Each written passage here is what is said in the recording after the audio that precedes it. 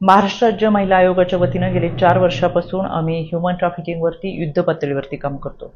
Cyber गुन्हेगारी असेल, missing केस असेल, ह्युमन ट्रॅफिकिंग असेल, यांच्यासाठी जनजागृती करत असतानाच महाराष्ट्रातल्या मुली आणि महिलांची जी फसवणूक होती आणि आखाती देशामध्ये यांची तस्करी केली जाते. गेल्या वर्षी अनेक मुली आणि महिलांची आम्ही सुटका देखील केली होती आणि त्यांना पुन्हा एकदा भारतात घेऊन आलो, पुन्हा एकदा महाराष्ट्रात घेऊन आलो.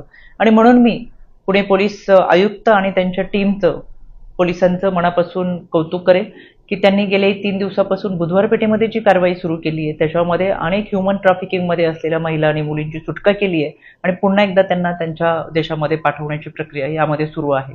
पण दुसरीकडे खरं तर फरासखाना पोलीस ठाण्यामध्ये एका बांगलादेशी महिलेनी त्या ठिकाणी कार्यरत असलेले महिला पोलीस हवालदार यांच्याकडे सुटकेसाठी मदत मागितली, पण ती मदत त्यांना पोलिसांनी दिली नाही.